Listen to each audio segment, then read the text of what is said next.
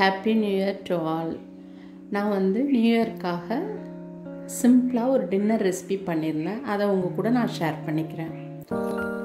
Tomato soup. இதுக்கு குக்கரில் butter போட்டிருக்கேன்.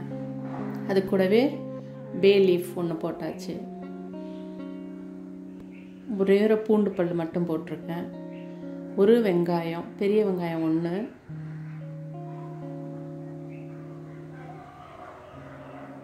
கேரட் ஒன்று தோல் சீவிட்டு கட் பண்ணி போட்டிருக்கேன். தக்காளி 6 போட்டிருக்கேன். உப்பு,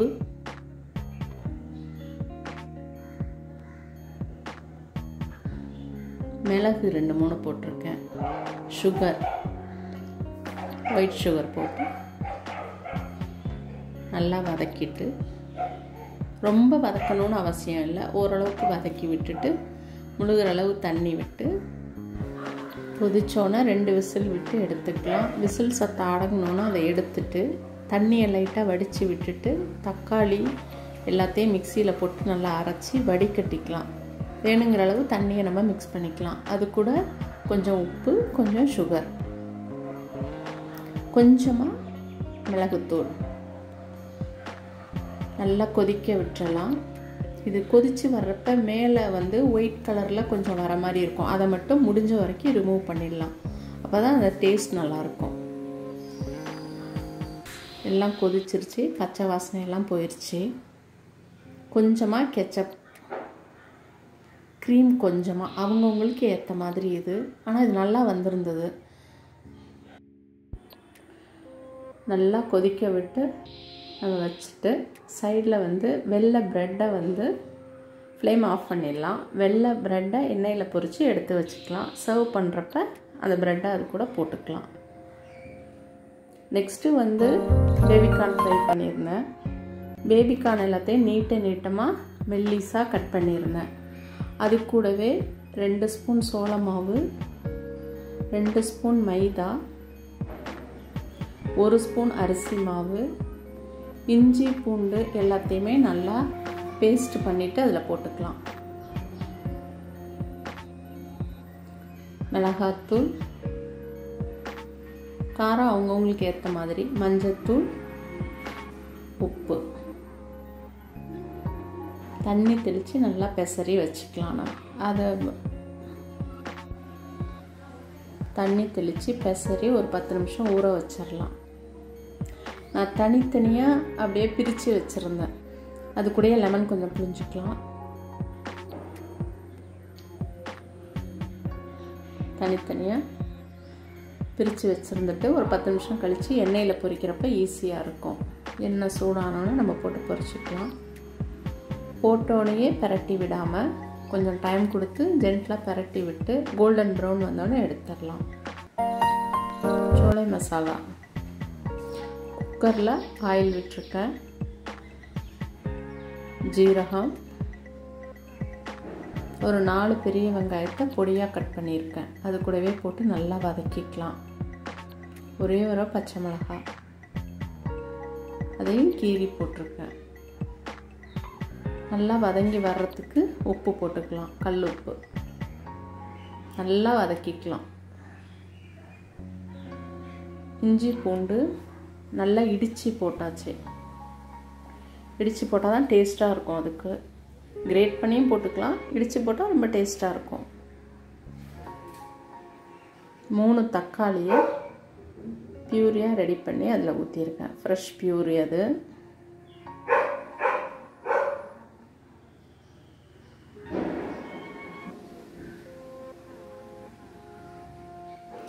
மிளகாத்தூள் 2 ஸ்பூன், தனியாத்தூள் 3 spoon, 1 spoon garam masala, 1 spoon சோளை masala, மஞ்சத்தூள் கொஞ்சமாக அது கூட போட்டு நல்லா மிக்ஸ் பண்ணி விட்டுக்கலாம். மிக்ஸி தண்ணியாக இந்த பவுடர் தண்ணி எல்லாத்தையுமே கழுவி அதில் ஊற்றிடலாம். எனக்கு கொஞ்சம் உப்பு பத்தலை, கொஞ்சம் உப்பு போட்டுக்கிட்டேன்.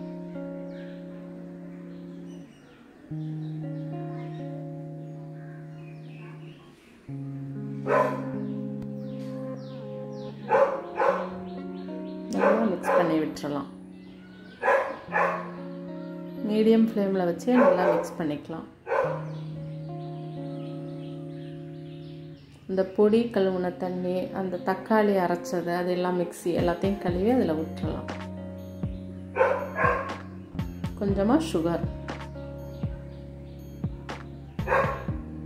நல்லா கொதிக்க வந்துருச்சு. வேக வச்ச வெள்ளை கொண்டக்கடலையை அதில் போட்டுக்கலாம். இது வந்து 6 மணி நேரம் ஊற வச்சு ஒரு 10 விசில் விட்டு எடுத்துருக்கேன். முக்கால் இது அதுக்கு போட்டுட்டு மீதி 1/4 பங்கை வந்து ஸ்மாஷ் பண்ணி போட்டிருக்கேன். அதில்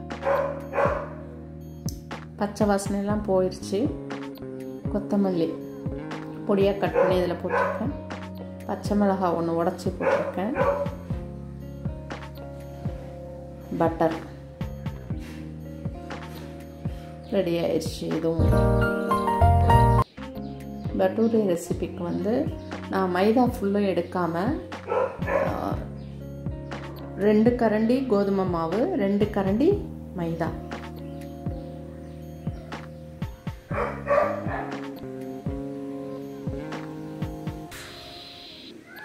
சுகர் கொஞ்சம்,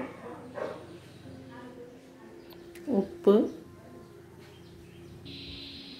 எண்ணெய்,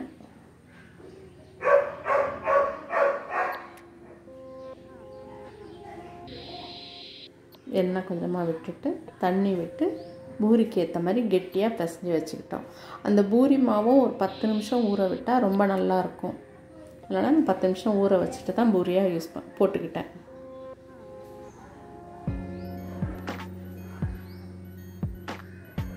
எண்ணெயை சூடு பண்ணியாச்சு. இப்போ வந்து பூரியை போட்டு எடுத்துடலாம். பூரிக்கு கொஞ்சம் எண்ணெய் நிறையா வச்சாதான் டேஸ்ட்டாக இருக்கும். ஹீட்டும் கரெக்டாக இருந்ததுன்னா நல்லாயிருக்கும். இதுவும் ரெடி ஆயிடுச்சு. ட்ரை ஜாமுன். இது வந்து என் பொண்ணு ஃபஸ்ட் டைம் குலோப் ஜாமுன் செஞ்சாங்க. அதில் மீதி இருந்ததை ட்ரை ஜாமுன் மாதிரி பண்ணியாச்சு. இப்போ சர்வ் பண்ணிடலாம். சூப்பர். அவங்கவுங்க மிளகுத்தூள் அந்த க்ரீமெல்லாம் போடுறது அவங்கவுங்க டேஸ்ட்டை பொறுத்து. இது வந்து பேபிகார்ன் ஃப்ரிட்டர்ஸ். ப்ரெட்டை வந்து அந்த சூப்பில் போட்டாச்சு. ஃப்ரை பண்ணி வச்சுருந்த ப்ரெட்டை. இது என் பொண்ணு ஃபஸ்ட்டு செஞ்ச குலோப் ஜாமுன். சோலே மசாலா. இந்த குலோப் ஜாமுனில் ஐஸ்கிரீம் மிக்ஸ் பண்ணி அவங்கெல்லாம் சாப்பிட்டுக்கிட்டாங்க. பட்டூரே சோலே மசாலா. சிம்பிள் டின்னர் தான், ஆனால் ரொம்ப டேஸ்ட்டாக வந்திருந்தது.